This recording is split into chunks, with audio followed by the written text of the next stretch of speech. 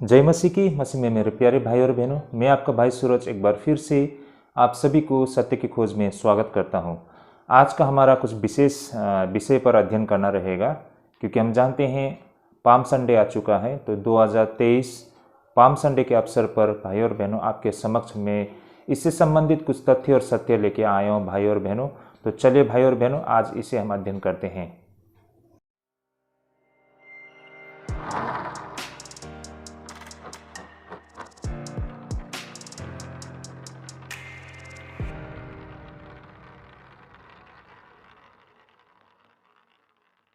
तो एक बार फिर से स्वागत है भाई और बहनों हमारी सत्य की खोज में।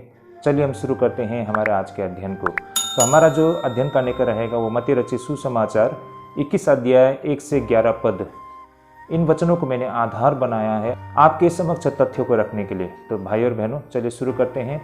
सबसे पहले हम वचन को पढ़ लेते हैं। तो वचन यहाँ पर इस प्रकार लिखा है, यरूशलेम में विजय प्रवेश।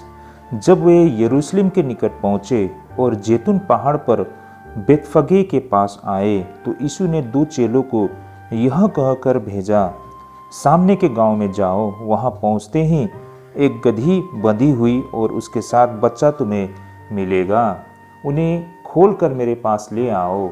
यदि तुमसे कोई कुछ कहे तो कहना कि प्रभु को इसका प्रयोजन है, तब वह तुरंत उन्हें भेज देगा। यह इसलिए हुआ कि जो वचन भविष्यद्वक्ताओं के द्वारा कहा गया था वह पूरा हो। सियोन की बेटी से कहो, देख तेरा राजा तेरे पास आता है। वह नम्र है और गधे पर बैठा है, वरन लादू के बच्चे पर। चेलों ने जाकर जैसा यीशु ने उनसे कहा था वैसा ही किया और गधी और बच्चे को लाकर उन पर अपने कपड़े डाले और वह उन पर बैठ गया। तब बहुत से लोगों ने अपने कपड़े मार्ग में बिछाए और अन्य लोगों ने पेड़ों के डालियां काटकर मार्ग में बिछाई। जो भीड़ आगे आगे जाती और पीछे पीछे चली आती थी, पुकार पुकार कर कहती थी, दाऊद के संतान होशन्ना। धन्य है वो जो प्रभु के नाम से आता है, आकाश में होशन्ना। जब उसने यरूशलेम में प्रवेश किया तो सारे नगर में हलचल मच गई और लोग कहने लगे, यह कौन है? लोगों ने कहा, यह गलील का नासरत का भविष्यद्वक्ता यीशु है। ओके, आमीन। यरूशलेम में विजय प्रवेश। तो भाई और बहनों आज इसी विषय पर हम अध्ययन करेंगे। तो भाई और बहनों आज का हमारा विषय इसी वचन पर आधारित होगा।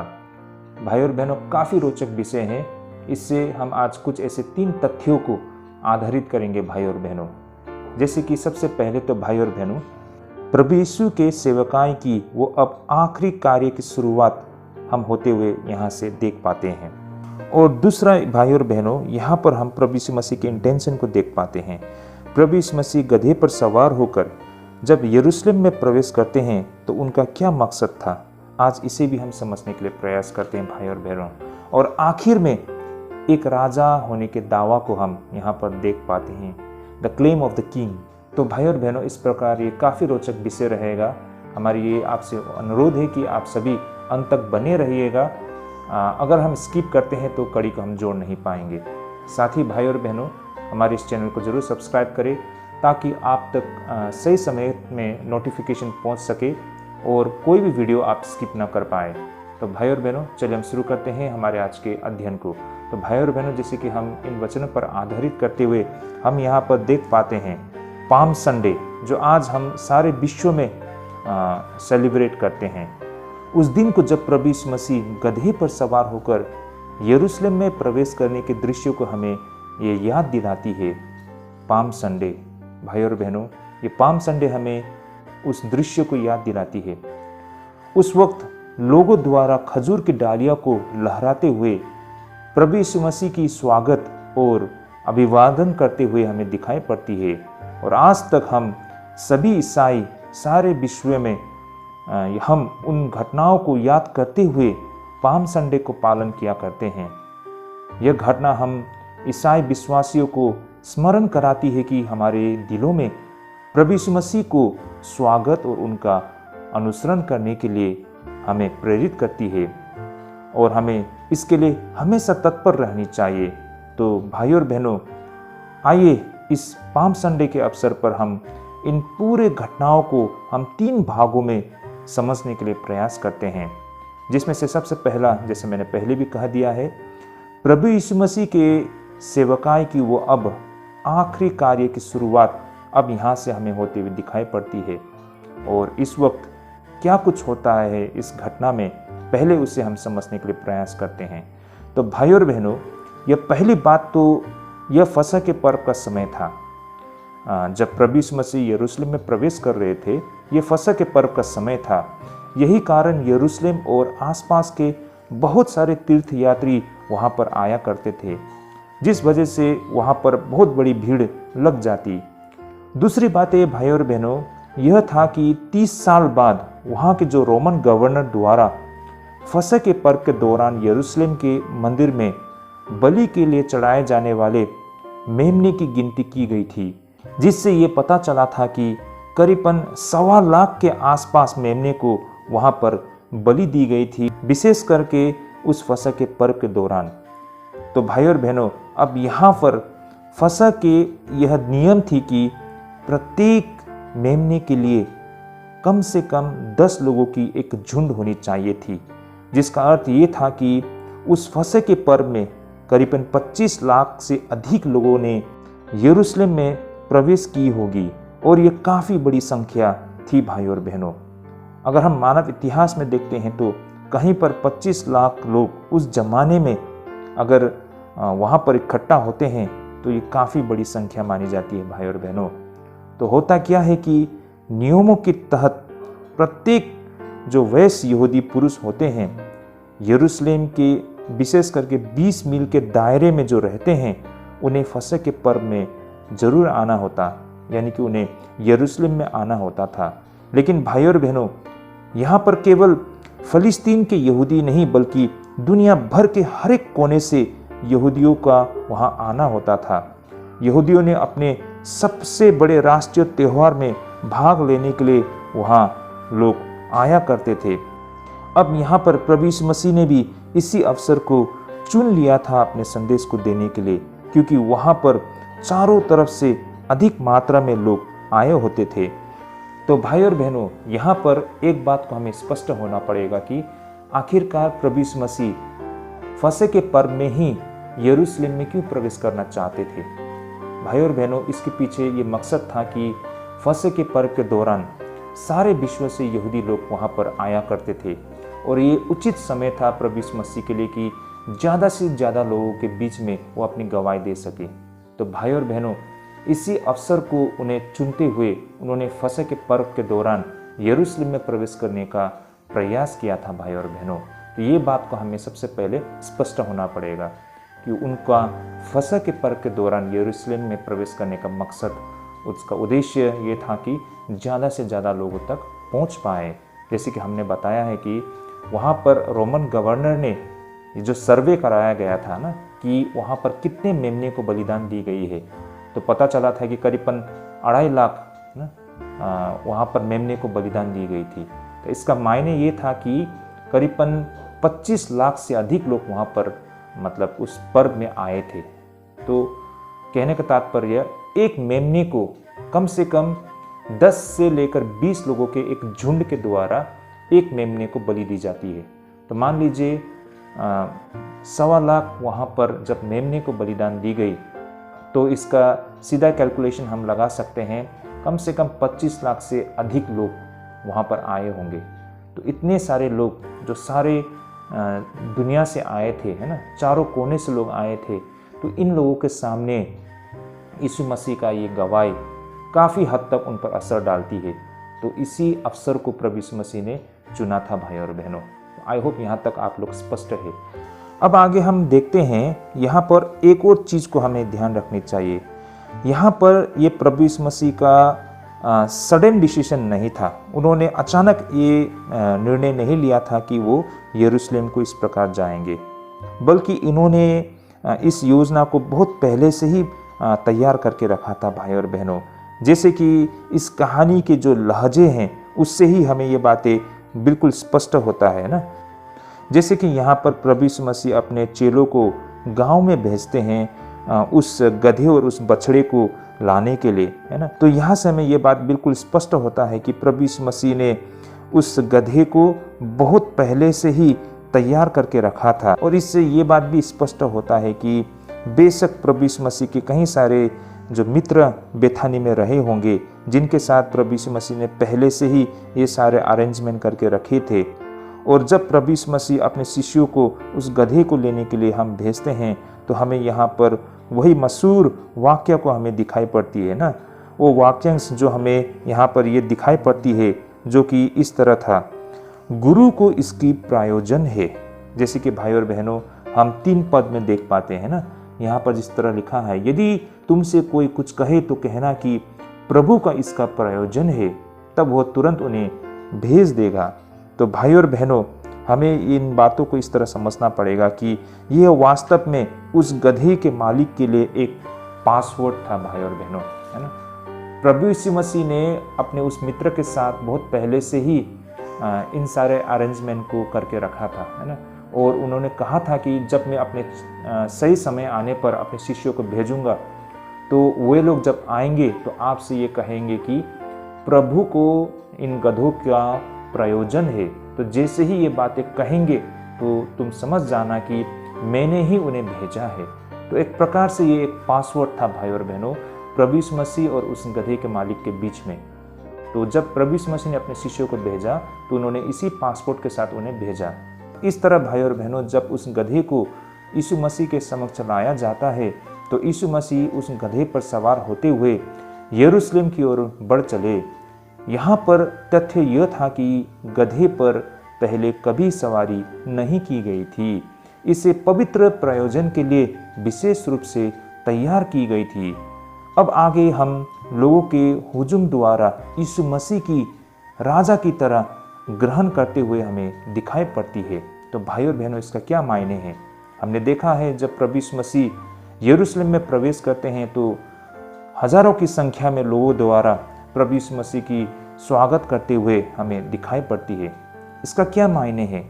लेकिन भाई और बहनों, साथ में हमें ये भी समझना होगा कि किस तरह यहाँ पर यीशु मसीह को स्वागत और अभिवादन किया गया था। इसे भी हम समझने के लिए आज प्रयास करते हैं, क्योंकि इसके पीछे गहरे रहस्य और बहुत सारे इसके पीछे तथ्य हैं भाई और बहनों। तो भाई और बहनों, जैसे कि लोगों ने यीशु के कदमों के नीचे अपने वस्त्र बिछाए, यह उसी तरह था जब यीहू को राजा घोषित किया गया था और उनके मित्रों ने ऐसे ही कुछ किया था, जिस विषय में हम दूसरी राजा 3:13 में हमें दिखाई पड़ती है। जैसे कि यहाँ पर लिखा है भाई और बहनों, मैं आपके समक्ष इन वचनों को रखना चाहूँगा। तब उन्होंने झट अपना वस्त्र उतारकर उसके नीचे सीढ़ी पर बिछाया और नरसिंगे फूंक कर कहने लगे, यीहू राजा है। तो भाई और बहनों, यहाँ पर हम साफ साफ देख पाते हैं ना कि किस तरह यीहू के स्वागत में भी लोगों ने कुछ ऐसा ही किया था। साथ ही उन्होंने खजूर की डालियां काट डाली और उसे लहराते हुए सिमोन मेकाबेस का भी स्वागत किया था, जब वो अपने सबसे उल्लेखनीय विजय के बाद यरूशलेम में प्रवेश किए थे। आगे हम देख पाते हैं कि वे यीशु मसीह को तीर्थ यात्रियों की तरह अभिवादन करते हुए स्वागत कर रहे थे।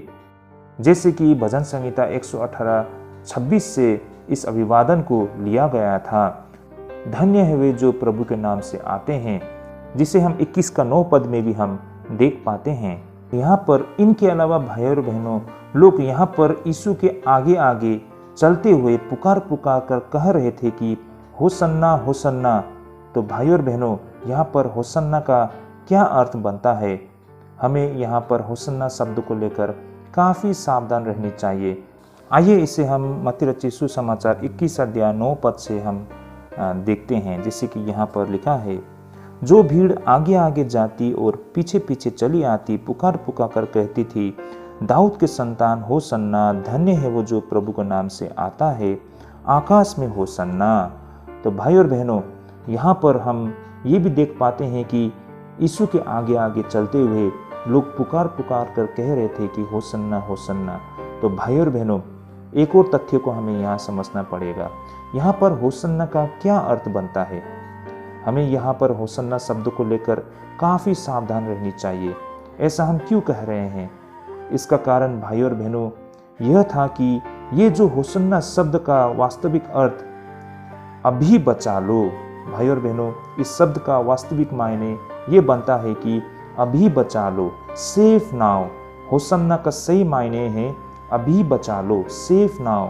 और भाइयों और बहनों ये शब्द का मायने जैसे हमने बताया अभी बचा लो, वास्तव में ये मदद के लिए पुकारे जाने वाली एक पुकार थी जो विशेष करके संकट के समय पर अपने राजा या फिर अपने परमेश्वर को पुकारने का एक आवाज़ था, जिसे हम भजन संहिता 118:25 में भी हमें दिखाई पड़ती है, जो कि यहाँ पर इस प्रकार लिखा है भाइयों और बहनों, हे यहोवा विनती सुन उद्धार कर, हे यहोवा विनती सुन सफलता दे।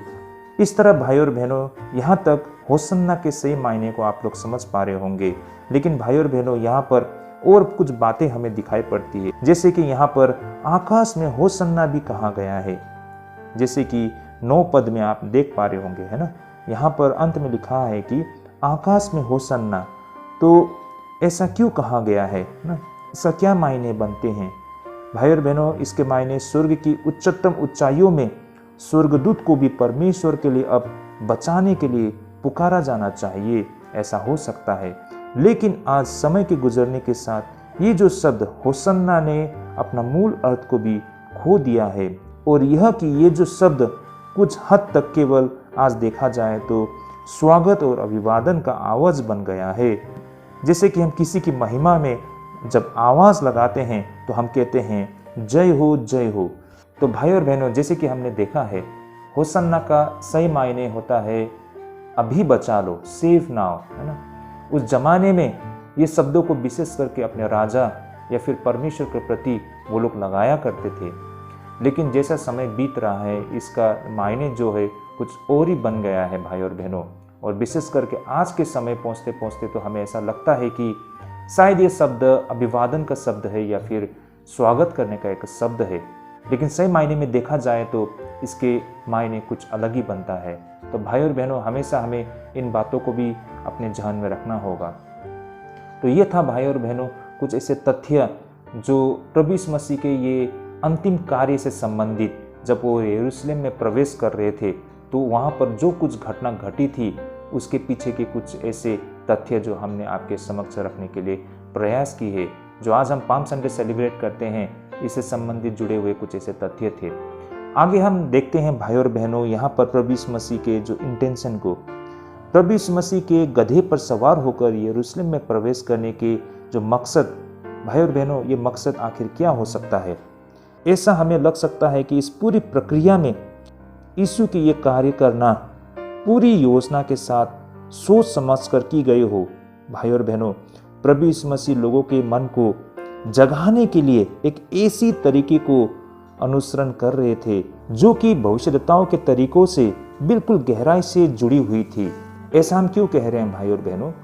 अगर हम इतिहास में देखते हैं तो विशेष करके इजराइल के धार्मिक इतिहास में हमें बार बार जब भविष्यद्वक्ता यह महसूस करते हैं कि जब लोगों में उदासीनता या फिर लोगों में नासमझी के खिलाफ जब शब्दों का कोई फायदा उन्हें नहीं होती है तो वे भविष्यद्वक्ता उन्हें समझाने के लिए अपने संदेश को लोगों तक पहुंचाने के लिए कुछ ऐसे नाटकीय कार्य को किया करते थे जिसे लोग देखकर समझ पाने में बिल्कुल सफल हो जाते थे।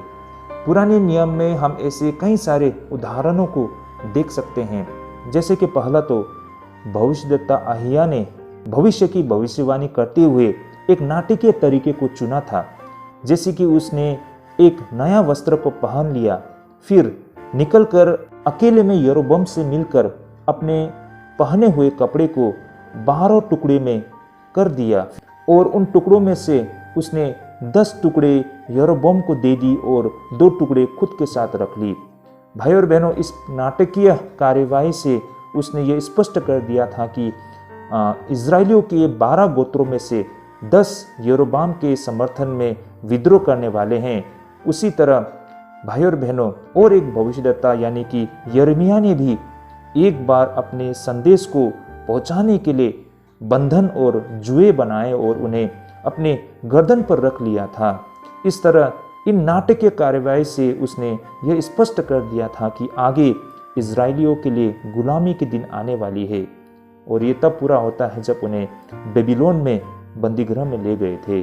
तो भाइयों और बहनों, भविष्यद्वक्ताओं के इसी तरीके को प्रभु यीशु मसीह ने भी उस वक्त व्यवहार में लाए थे जब वह यरूशलेम में प्रवेश कर रहे थे।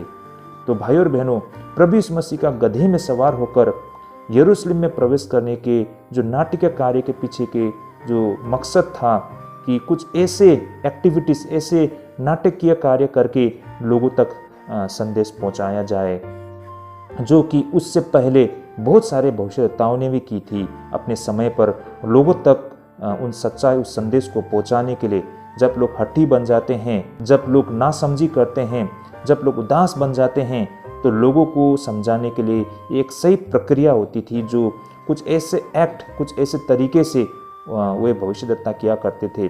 तो उसी प्रक्रिया को यहाँ पर प्रभु यीशु मसीह ने भी, जब वो यरूशलेम में प्रवेश कर रहे थे, तो गधे में प्रवेश होकर जब वो गए, तो उसने एक बहुत बड़ा, एक बहुत ही व्यवहारिक ना और बहुत असरदार संदेश प्रभु यीशु मसीह ने दी थी। तो यहाँ पर यीशु मसीह ने भी उसी प्रक्रिया को अपनाया था जो भविष्यद्वक्ता पिछले दिनों में अपने लोगों तक संदेश पहुँचाने के जो तरीके थे, उसी टेक्निक को, उसी ट्रिक्स को यीशु मसीह ने भी अपनाया था भाई और बहनों, जो कि बहुत ही व्यवहारिक है। तो आगे भाई और बहनों, यीशु मसीह के गधे पर सवार होकर यरूशलेम में प्रवेश करने के नाटकीय कार्य में से क्या संदेश हमें मिल सकती है। भाई और बहनों, इसे हम समझने के लिए प्रयास करते हैं कि आखिरकार ये तो हमने समझा कि गधे में सवार होकर जाने के पीछे, है ना, प्रभु यीशु मसीह कुछ ऐसा करना चाहते थे जिसके जरिए वो संदेश देना चाहते थे लोगों को। लेकिन वो संदेश था क्या भाई और बहनों? आइए हम इसे समझने के लिए प्रयास करते हैं। जैसे कि भाई और बहनों, यीशु मसीह के इस नाटकीय कार्य के द्वारा वो अपने आप को मसीहाई होने का संदेश दे रहे थे, जैसे कि भाई और बहनों जकरिया 9:9 में चित्रित की गई है ना, जिसमें भविष्यद्वक्ता ने राजा को यरूशलेम में दीन होकर गधे पर सवार होकर आते हुए देखा था। भाई और बहनों, आइए हम इन्हें वचन का माध्यम से देखने के लिए प्रयास करते हैं। जकरिया 9:9, हे सिय्योन बहुत से मगन हो, हे यरूशलेम जय जयकार कर, क्योंकि तेरा राजा तेरे पास आएगा, वो धर्मी और उद्धार पाया हुआ है, दीन है और गधे पर, वरन गधे के बच्चे पर चढ़ा हुआ आएगा। आमीन। तो भाई और बहनों, यहाँ पर यीशु मसीह के इस नाटकीय कार्य के द्वारा वह मसीहाई होने का अपने संदेश को दे रहे थे, जो कि हम जकरिया 9:9 में भी चित्रित की गई है। तो भाई और बहनों, यीशु के उस दावों का क्या मतलब था हम आगे देखेंगे, लेकिन उन्होंने ये जो दावा किया है इसमें कोई संदेह नहीं है। भाई और बहनों, आगे हम यीशु मसीह के मन की मनसाओं को भी समझने के लिए प्रयास करते हैं। इसे हम इस प्रकार समझ सकते हैं, जैसे कि भाई और बहनों, हम देख पाते हैं कि यहूदी इतिहास की सर्वोच्च आपदाओं में से एक एंटिकोस एपिफेनेस द्वारा लगभग 175 ईसा पूर्व में यरूशलेम पर जब कब्जा कर लिया था, तो उस वक्त एंटिकोस ने यहूदी धर्म को पूरी तरह से खत्म करने का प्रयास किया था। उसने मंदिर को अपवित्र कर दिया था। वहाँ मंदिर के वेदी में सूअर के मांस को चढ़ाया गया था, जो कि ओलंपियस ज्यूस के लिए बलिदान था। भाई और बहनों, ओलंपियस ज्यूस जो उनके देवता थे, उसके आदर में उन्होंने उस सूअर के मांस को चढ़ाया था, और इस तरह उन्होंने मंदिर को अपवित्र कर दिया था। यहाँ तक कि मंदिर के कक्षों को सार्वजनिक वेश्यालय में तब्दील कर दिया गया था। यह वही समय था भाई और बहनों जब मेकाबीस उठ खड़ा हुआ और उसने यरूशलेम को बचा लिया था एंटिकोस के हाथों से, और अपने अपवित्र मंदिर को फिर से उन्होंने बहाल कर दिया था। हम उस बड़े दिन के आनंद के विषय में आगे भी हम पढ़ते हैं। उस दिन लोगों ने डालियाँ और सुंदर टहनियाँ लहराए हुए भजन गाए थे। उसी तरह जब प्रभु यीशु मसीह को यरूशलेम में प्रवेश करते वक्त स्वागत किया गया था, इसकी बेहद कम संभावना था कि वह भी जुदा मेकाबीस की तरह मंदिर को शुद्ध करने जा रहे थे। लेकिन वास्तव में देखा जाए तो यीशु मसीह ने भी कुछ ऐसा ही किया था, लेकिन उन्होंने ये इसलिए नहीं किया था कि इससे पहले जुदा मेकाबीस ने भी मंदिर को शुद्ध किया था। तो भाई और बहनों, इस तरह वो न केवल परमेश्वर का अभिषेक जन था, बल्कि यह भी कि परमेश्वर के घर को शुद्ध करने को आया था। तो इस तरह भाई और बहनों, प्रभु यीशु मसीह का यरूशलेम में प्रवेश करने का उनका जो मकसद था, उनका जो इंटेंशन था, उसे भी हम समझ पाते हैं। आई होप यहाँ तक आप लोग स्पष्ट होते हैं। आगे हम देख पाते हैं the claim of the king. भाई और बहनों, यहाँ पर एक राजा के दावों को हम देख पाते हैं। प्रभु यीशु मसीह द्वारा एक राजा की तरह या फिर अपने राजा होने का हमें दावा करते हुए हमको दिखाई पड़ती है। लेकिन इसे हम किस तरह समझे भाई और बहनों? जैसे कि अंत में ये सारे घटना यीशु के विषय में कुछ खास बातें बताती है। भाई और बहनों, चलिए हम इसकी पृष्ठभूमि को समझने के लिए प्रयास करते हैं। जैसे कि पहला तो ये घटना हमें यीशु मसीह के साहस को दिखाती है, क्योंकि यीशु को यह भली भांति पता था कि वह एक शत्रुतापूर्वक रवैया वाले ऐसे शहर में प्रवेश करने जा रहे हैं, और भीड़ चाहे कितनी भी उत्साहित क्यों न रहे, धार्मिक अधिकारी उससे जरूर घृणा किया करते थे और उसे खत्म करने की शपथ ले रखी थी। तो भाई और बहनों, ऐसे मामले में लगभग कोई भी व्यक्ति विवेक का प्रयोग करते हुए अगर किसी व्यक्ति को यरूशलेम में प्रवेश करना भी हो तो वह रात को ही छिपकर प्रवेश करते। लेकिन यहाँ पर तो प्रभु यीशु मसीह खुद को सबके केंद्र बिंदु में रखते हुए यरूशलेम में प्रवेश करते हैं। तो भाई और बहनों, ये एक प्रकार से प्रभु यीशु मसीह के विरोधियों के लिए भी एक चेतावनी थी। तो भाई और बहनों, यहाँ से हम देख पाते हैं प्रभु यीशु मसीह का साहस। वो डर के छिपके अंधेरे के मौका उठाते हुए, अंधेरे के फायदा उठाते हुए वो यरूशलेम में चुपके से प्रवेश नहीं किया, बल्कि वो एक राजा की तरह शान के साथ यरूशलेम में प्रवेश किया और अपने विरोधियों को चुनौती देते हुए वो शान से अंदर में प्रवेश किया। तो भाई और बहनों, अब वो दूसरी तथ्य यह थी कि यह सारी घटना हमें यीशु के परमेश्वर के मसीह और परमेश्वर के अभिषेक जन होने के दावे को भी हमें दर्शाती है। अगर प्रभु यीशु मसीह अपने भविष्यद्वक्ता होने के दावों को अगर मान लेते तो शायद उन्हें मरना नहीं पड़ता, लेकिन उन्होंने अपनी पहचान को लेकर वो कभी पीछे नहीं हटा, चाहे उसे कोई भी कीमत क्यों न अदा करना पड़े। तो इस प्रकार भाई और बहनों, यहाँ पर यीशु के परमेश्वर के मसीह और परमेश्वर के अभिषेक जन होने के उनके दावों में हमें ये बातें दिखाई पड़ती है। और आखिर में भाई और बहनों, ये घटना हमें यीशु की उस अपील को भी दर्शाती है। तो भाई और बहनों, वो अपील कौन सी अपील है? जैसे कि भाई और बहनों, प्रभु यीशु मसीह सिंहासन का राजा नहीं बल्कि लोगों के दिल में बसा हुआ राजा था, और वो उसी का दावा किया करते थे, क्योंकि वह विनम्रतापूर्वक आया एक गधे में सवार होकर। भाई और बहनों, हमें इस गधे के सवारी के मायने को समझना पड़ेगा। जैसे कि गधे को बाकी दुनिया में तो एक तिरस्कृत जानवर की तरह हम देखते हैं। भाई और बहनों, हमारे भारत में भी है ना, हम गधे को बहुत ही निचले स्तर के जानवर की तरह देखते हैं। इनफैक्ट हम किसी को मतलब डांटना हो तो हम उसे गधे कहकर डांटते हैं ना। अगर कोई इंसान मतलब इतना बुद्धिमानी ना हो तो हम उसे गधा कहते हैं। भाई और बहनों, तो एक नज़र से तो अगर हम किसी को गधे कहेंगे तो लोग नाराज़ हो जाएंगे, क्योंकि हमारे लिए तो गधा एक कैसे कहेंगे, एक नकारात्मक एक चीज़ को वो प्रदर्शन करता है। भाई और बहनों, लेकिन भाई और बहनों, यहाँ फलस्तीन में गधे को एक नेक जानवर की तरह देखते हैं। अक्सर फलस्तीन में एक राजा गधे पर ही सवार होकर आया करते थे। इसका मतलब यह दिखाता है कि वो शांति का संदेश के साथ आए हैं, है ना, या फिर वो शांति का संकेत थी। भाई और बहनों, लेकिन अगर कोई राजा घोड़े पर सवार होकर आता है तो ये युद्ध को संकेत देती है। तो यही कारण जब राजा को युद्ध पे जाना हो तो वो घोड़े पर सवार होकर जाते हैं, लेकिन जब वो युद्ध खत्म करके वापस लौटते हैं वो गधे में विराजमान होकर लौटते हैं। ये शांति का संकेत है, ये दिखाता है कि युद्ध समाप्त हो चुका है। इसलिए जब यीशु ने राजा होने का दावा किया तो उसने शांति का राजा होने का दावा किया था। भाई और बहनों, यही कारण हम यीशु मसीह को शांति का राजा कहते हैं, और यही कारण वो गधे में विराजमान होकर यरूशलेम में प्रवेश किए थे।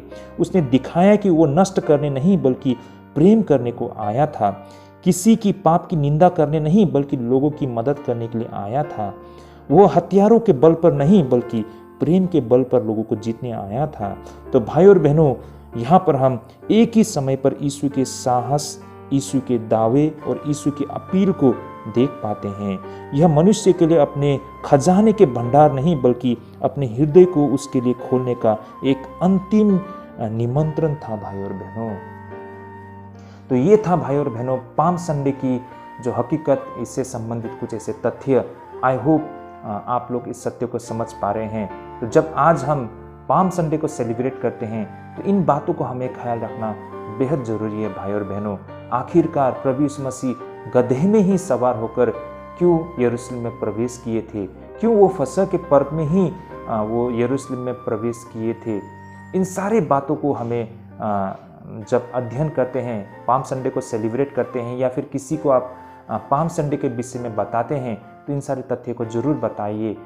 इससे भाई और बहनों वास्तव में उससे संबंधित जो तथ्य है भाई और बहनों, उससे संबंधित उनके जो कैरेक्टर है, उन सारे बातों को हम लोगों तक पहुंचा पाएंगे। आई होप यह अध्ययन हम सबके लिए बहुत आशीषमय रहेगी और हमें पाम संडे के विषय में थोड़ा कुछ समझने के लिए हमें हेल्प करेगी। तो मैं आशा करता हूँ आज के ये अध्ययन हम सबके लिए ढेरों आशीष लेके आई है। तो भाई और बहनों, आप सभी भी पाम संडे को सेलिब्रेट कीजिए और हर किसी तक इन तथ्यों को शेयर कीजिए।